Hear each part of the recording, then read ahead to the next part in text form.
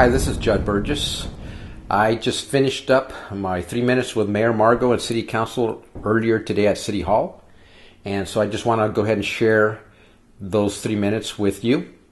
As expected, Mayor Margo got up and took a bathroom break. And so it just kind of leads me to wonder if I don't have that effect on his bowel system. Who knows? So anyway, getting back to business here. I spoke about a couple of very important things, and I'm going to keep it short. My last video was 21 minutes long. This is going to be nice, short, and sweet.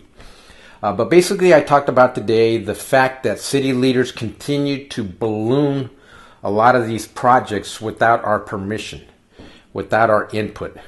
And just recently, the mayor, I don't know if you've heard, but he is recorded as saying he has stated that the $180 million El Paso Arena fustercluck has now, it's going to probably cost minimum $250 million. So do the math there. That's about an increase of $70 million, okay? And that doesn't even include all the other peripheral expenses, okay? But that should sound familiar, okay? Because not long ago, the city also slid another one underneath us, and that would be for the Children's Museum. That originally was slated to be $19 million, and it ended up being $60 because some people want a $60 million world-class museum in downtown. And so we didn't get any participation in that decision. All we got was $20 extra million in CO debt, taxes that we're going to be on the hook for. But anyway, so there's some really great lines in this 3-minute talk. I mean, I put some effort into really getting creative with this one. So I just would ask you to watch it through and share this video with other people. And let's continue to just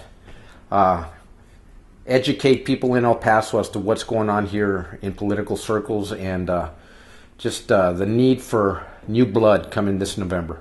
Thank you all very much for your time.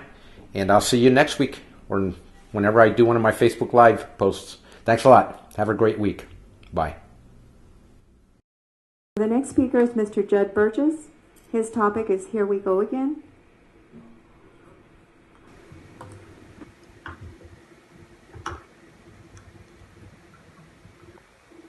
Well, there goes the mayor to the bathroom.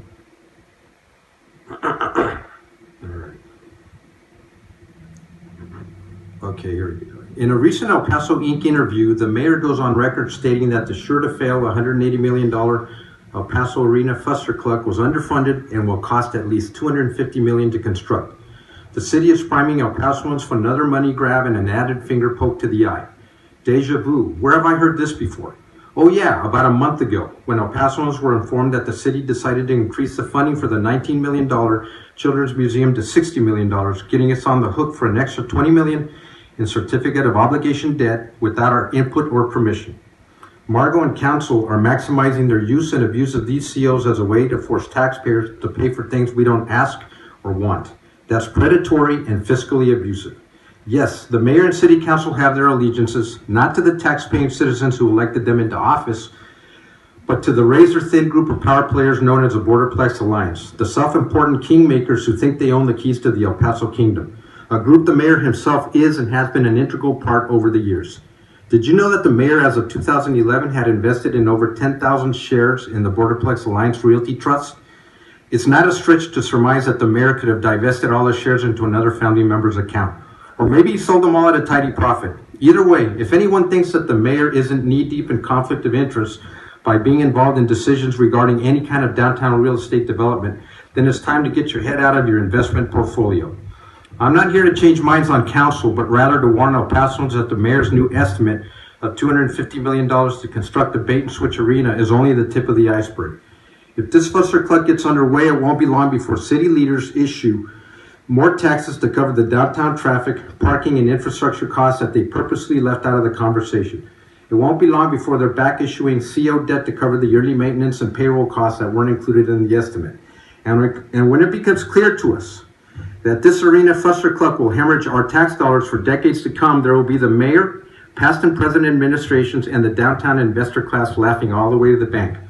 All while El Pasoans continue driving on third world streets that get paved every 60 years due to fiscal mismanagement, the likes I've just described to you. Let's recall the mayor and vote out city reps who represent the tiny, well-heeled minority over the vast majority. Let's change the political culture here in El Paso. It's up to you and me. The next speaker is Mr. Pino Pierre. His topic is resurface repavement of Titanic Avenue.